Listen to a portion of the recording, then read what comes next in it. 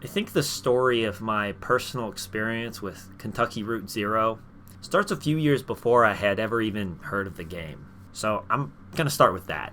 I found a lot of my favorite things through randomly scrolling through YouTube. I end up finding random skits or stupid videos or music that I just seem to stumble upon out of nowhere. Now, I'm sure this is actually some algorithm that's attempting to perfectly duplicate my mind in order to stay on YouTube for as long as possible. Or maybe it's just because other people like those videos that also watch the videos that I watch, whatever. But a lot of times it just seems to work. It finds me videos that I really enjoy. Many of these videos are live music performances. These are some of the best to kind of stumble upon. There are all types of companies that produce high-quality, interesting products of live band performances of all types and sizes. Some of my personal favorites are La Blogathieu, I think that's how you say it, and their takeaway shows, Audio Tree Live, KEXP, and Nervous Energies. However, about a year ago, I found myself in a different rabbit hole of YouTube live music performances, and that was one of country, bluegrass, folky kind of music. And I don't really consider that genre or mix of genres to be music that I particularly vibe with, but I was actually finding something really special. It started off by finding a music video called Dust in a Baggie. This video looks like it was shot in the basement of some sort of redneck house party with a man wearing a bolo tie and a leather vest, tuning his guitar and bantering with his friends who sound pretty intoxicated. But then he starts playing. First off, Billy Strings is actually a pretty famous and popular musician, but I'd never heard of him. And he's just a god on guitar. He shreds in every sense of the word. But the lyrics of the song paint a darker picture. It paints the picture of a man whose life has been controlled by an addiction to methamphetamine. He's been hooked for 20 years and still only has one person to call when he gets arrested. His daddy. He has no friends and no outlet. He's left only with his father. This does not stop him from getting sent to jail and being given a number instead of a name. This song contains several features of Appalachia that I became familiar with as I went on. Drug usage and the opioid epidemic has ravaged that area, especially as poverty rates increase as well. This song tells the story of somebody who took one hit of meth and has been on that kick ever since. It also features religion, referencing his life of sin, and the small town family life of only having his mother and his father. A second video I found in this sort of journey into YouTube was Snakes and Waterfalls by Nick Shoulders. Now this man has a beautiful mullet and a beautiful dog. He sits absorbed in nature and sings lyrics in tribute to the nature around him. He talks about his family being there for 16 years, and how this place might be cursed after all, which ties into the image of destruction that both waterfalls cause with erosion, and the slight danger in a snake as an image of the area that he's describing. This is not some pastoral nature scene that he's painting. It's something with an edge that surrounds it. His home butts right up against the Civil War battlefield, and within that is the image of a beautiful landscape, which you can see in the video, with the history of violence just underneath the surface. Finally, I found a video on a channel called Gems on VHS, which, as I later found out, is a fantastic channel, and it has many videos that apply to what I'm talking about here. But in this video, there's a man named Benjamin Todd. He's hopping on trains dressed as an Old West sheriff, and he performs The Mountain by Steve Earle on a banjo, standing in front of the Cheyenne, Wyoming State Capitol building. This song is about mining, and how a boy grows up underneath the mountain, getting to know every little piece of the land. It is, just like the song says, his home. He spent his entire life on this mountain, and he has to grow up and turn to the only option that he has, becoming a miner. He recognizes that this is destroying his home as the mining company takes everything from it, but he's not going to leave, no matter what happens to him. And finally, the full extent of what has happened on this mountain is revealed in the last verse of the song, where it displays the cold air that only miners can feel, and how there are ghosts in the tunnels that the company sealed. The companies that the song alludes to used up the natural resources of the area, like the strip mine coal and the timber that they knocked down, but they also took something deeper, something darker. They misused the lives of their workers, and then they tried to keep it a secret from everyone. This idea and motif is present all throughout Kentucky Route Zero, but also the plot line literally happens in the game as well, with a mining cave that was mishandled by the company that produced it. Despite the literal connection, it also has a strong tonal connection that showcases Appalachia. It's a region that has been used up, with the darkness inside of it, and it's been left to rot.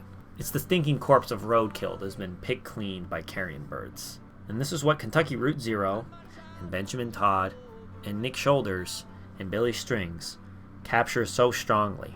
Even though I have no personal connection to Appalachia, I can still feel the open wounds of generations within these works of art. In a small way, those dumb videos of country boys singing songs perfectly set me up to feel all that I felt as I played Kentucky Route Zero.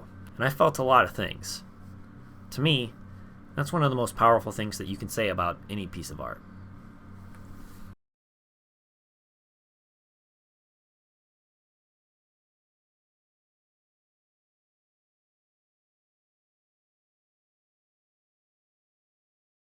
Kentucky Route Zero is one of the best games that I've ever played. Its threadular narrative interweaves itself through a haunting landscape, beautiful imagery, and poetic dialogue. No game has ever come so close to being literature that I've ever played, and I doubt that there will be another game that comes this close ever again, or at least anytime soon.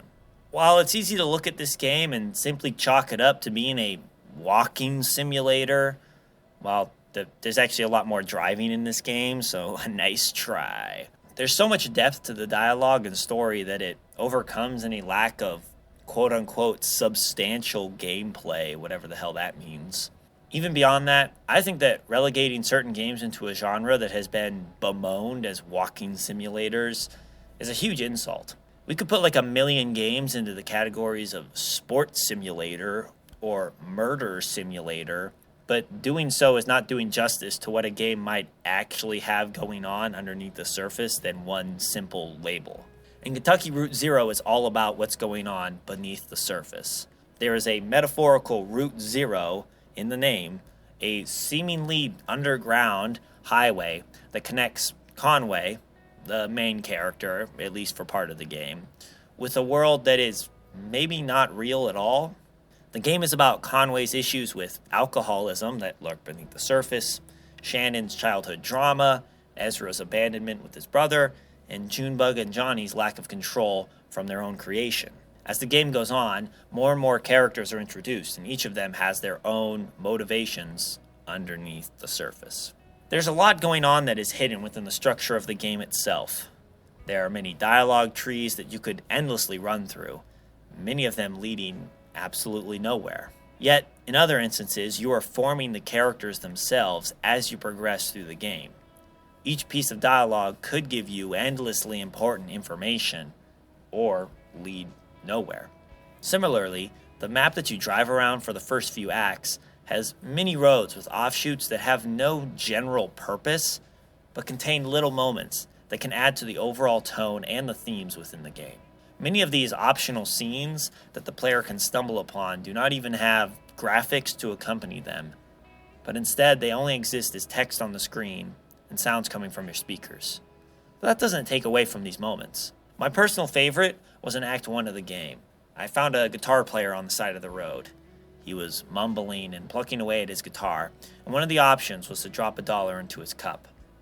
He returned the dollar right after, soaked in whiskey from the cup. This simple misunderstanding highlights the land that they are in. A man just sitting by the side of the road drinking, not for money as Conway assumes, but just to pass the time with nothing else to do. This is supposed to capture the ruined towns and lives of Appalachia, of areas where corporate entities used what they could and left behind what they did not want, and often this included many people and their lives. You see this in the abandoned factories, the characters you meet along the way, and the broken down body of Conway himself. The way the bill of the medical help he receives for his leg is the most important thing, hints at how medical bills destroy the lives of the poor and impoverished who lack proper health care. Dogwood Drive itself which is your whole purpose in the beginning of the game, is a forgotten town, left to rot and disappear. The story is about the forgotten places and forgotten people. All of the characters highlight this in their own way. But the most interesting to me is Ezra, the young boy who was found at the Museum of Dwellings. He and his brother, Julian, were left behind by their family at some point, and ever since they've been wandering from place to place. They used to fly the homes from the Museum of Dwellings to the woods in order for people to be able to sleep. Ezra is a child, but he does not truly act like a child. He's dressed in a suit, and he is often more comfortable and in charge of what is happening around him than many of the other characters within the game. There's a couple different ways of sort of reading into the character of Ezra. I'm just going to try and generally explore what I think he might mean.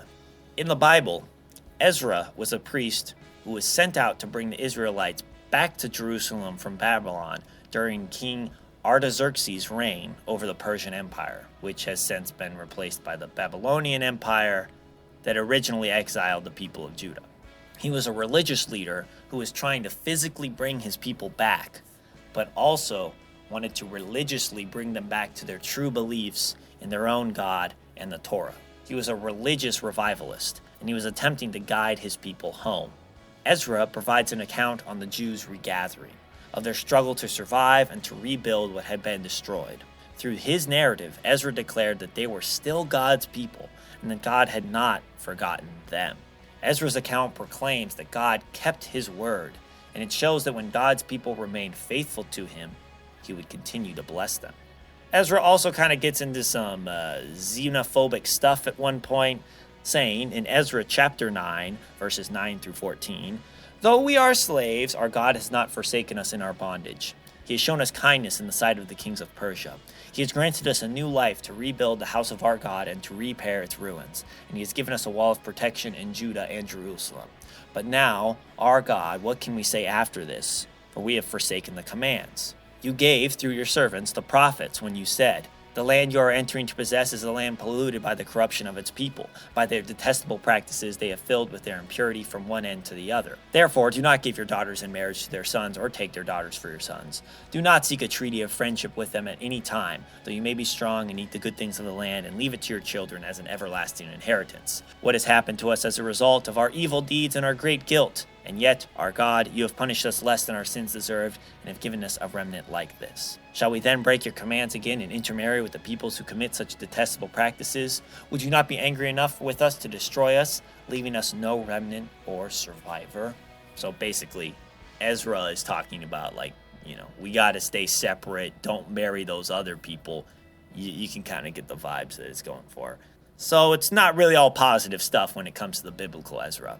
He basically tried to force the people who had married into other cultures to divorce, despite the fact that the prophets had said that every nation would come together to worship in Jerusalem at the temple.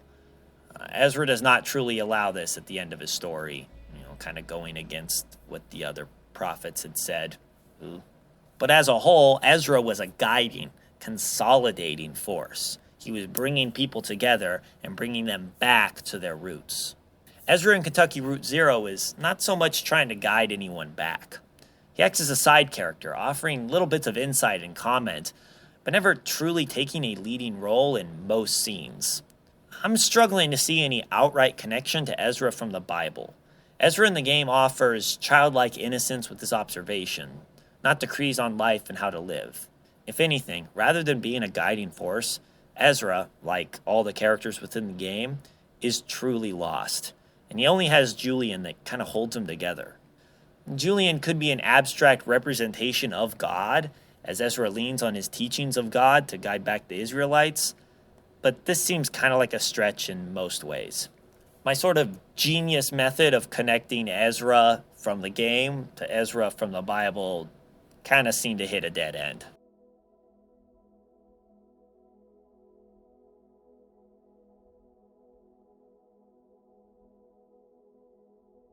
But instead, Ezra might be connecting to Ezra Pound. Pound was one of the most influential poets during the Modernist period, which was an evolution within literature and art from roughly 1890 to 1940. It was a reaction to the Romantic period that came before it, and it's highlighted through its evolution of old ideas and forms. It takes old metaphors, stories, settings, and twists them to create something new. The Modernist poets also sought to speak boldly about the universal nature of man and life, as opposed to just their personal experiences or emotions. They also were self-consciously skeptical of language and its claims of coherence, and within their experimentation, they found new syntaxes, fragmentation, and referential practices. Pound vowed to make it new in his poetry, while his primary contribution in his working life later turned into discovering and publishing other authors, such as James Joyce and T.S. Eliot. He also had a major impact with his own poetry creation.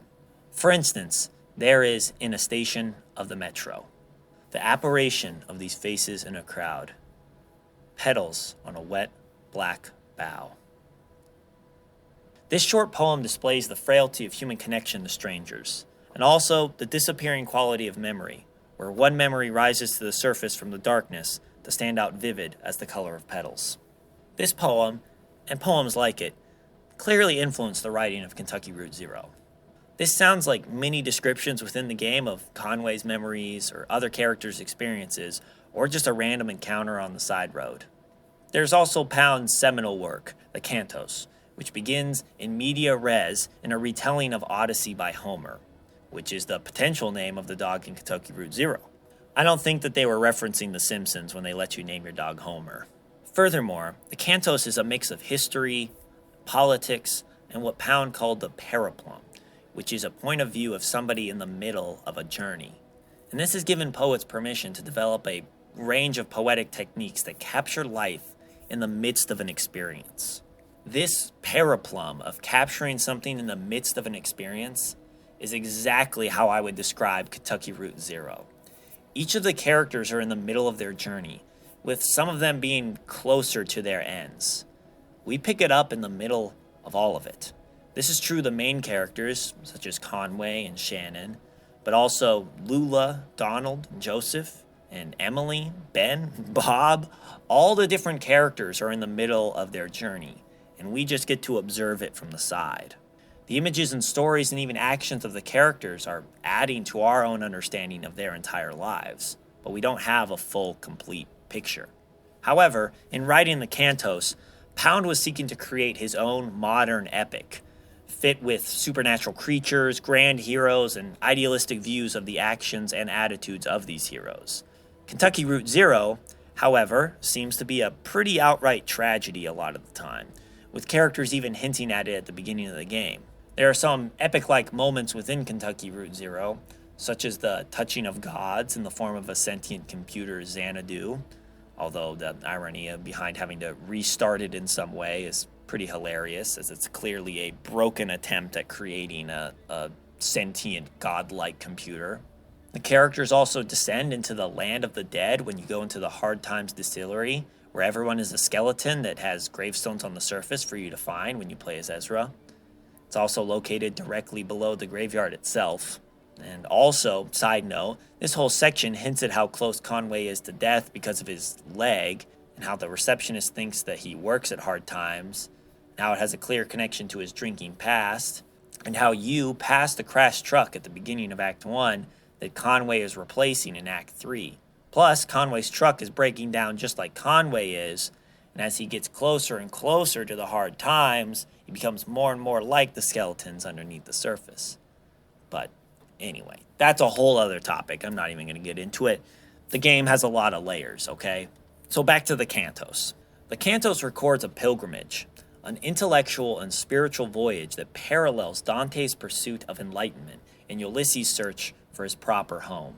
Alexander noted, if the Cantos are not cast consistently in the form of a voyage of discovery, they are conducted in the spirit of such a venture, and the continents or islands of knowledge, like Enlightenment America or Siena, or corners of Renaissance Italy or China as seen through Confucianism, are explored and reported on. The journey in the Cantos occurs on two levels.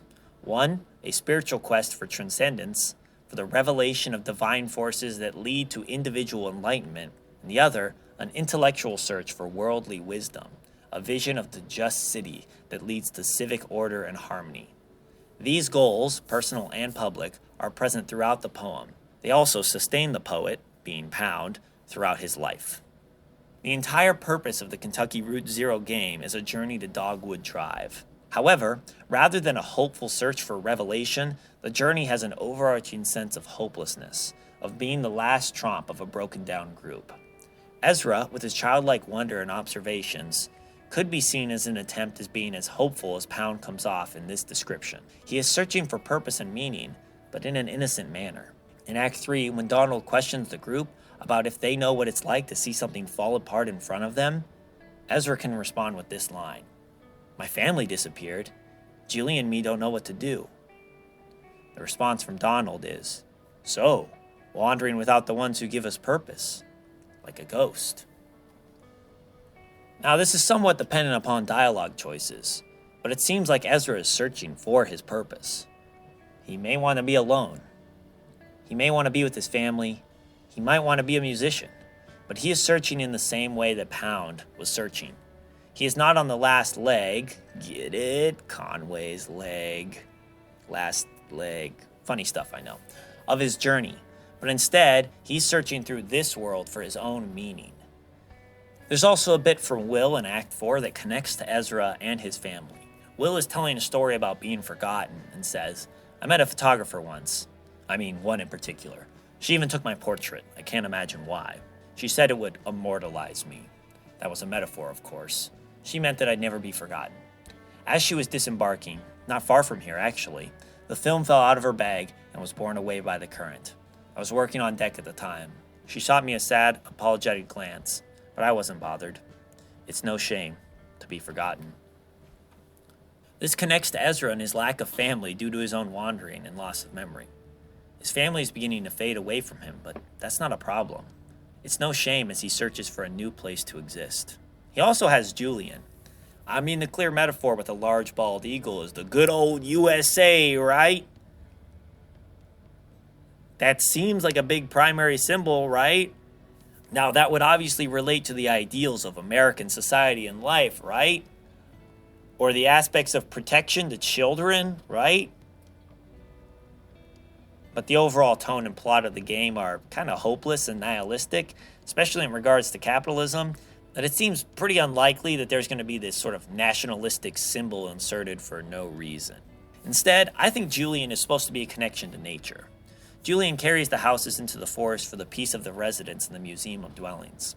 Ezra does not want to go into the church because of death, and instead uses the excuse of seeing a lizard. Almost all of Ezra's dialogue options relate to nature in some way. Even at one point, he goes mushroom hunting underneath the surface on the river.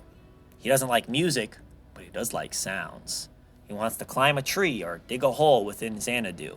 He's seen perching on the fallen tree wrapped in electrical lines, another ominous omen of the consolidated power co that's wrapped around nature itself. Julian seems to be a direct connection to the nature that Ezra is seeking and that he needs, especially because he has found himself alone in this world, likely because of Ezra's own wandering that got him lost in the first place. There's also another biblical connection here as well. I stole this one wholly from the Kentucky Route Zero wiki, so a shout out to those people. I don't really know if I agree with it, but it's kind of interesting. Julian the Hospitaller is a Roman Catholic saint who's the patron of hospitality by travelers on a journey and far from home, praying to find safe lodging, which is the exact situation of the characters in Kentucky Route Zero again. In the end, Ezra and every other character's story is pretty much left unresolved. He might stay in Dogwood with Flora. He might travel with Junebug and Johnny as a member of their band. He might try to learn to fly with the stunt pilot in Dogwood. He might go back to Julian in the Museum of Dwellings. There's no resolution from the game itself beyond what you create as the player. But that's the true power of this game. The choices are more emotional and lead you to create a path for the characters than just plot-based. And there's serious power and meaning within that. This game isn't a Telltale game. It's much more than that. I could go down pretty much endless rabbit holes in the writing of this game. And to me, that indicates an incredible amount of skill when it comes to crafting the world and the characters that occupy it. I don't know if there's any other games like Kentucky Route Zero. I truly believe that this game is one that pushes video games into a new territory of art. Video games have always been art to me, but this one's different. This is the best written thing that I've experienced in many years, and I think it deserves all the attention that it can get. It is beautiful, it's scary, it's emotional, and it's wonderful. And I would love if you could just take some time to sit down and play it, and then think about it. But I know it's not for everyone, and that's okay. I mean, Candy Crush is also a fun video game. So you could play that if you want to instead. Bye.